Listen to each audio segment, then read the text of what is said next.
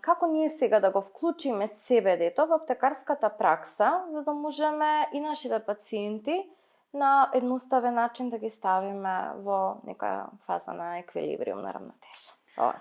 Убаво кажано, навистина CBD е една помошна супстанца, додаток, би рекле, во при одредени терапевтски состојби.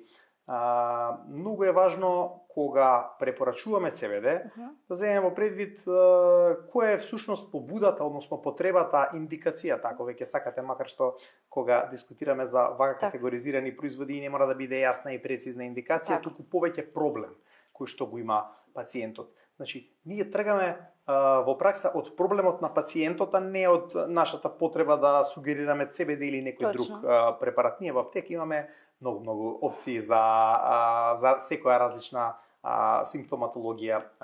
Така да, значи, доколку проблемот е во насока на несоница, проблемот е во насока на одредени болки, проблемот е во насока на одреден пад во имунитетот или некои имунокомпромитирачки состојби, тоа се анксиозност некоја можеби, ситуација во која што нашиот пациент е под зголемен и континуиран стрес, тогаш треба да размислуваме можеби за меѓу другите опции и за препорака на препарати со CBD.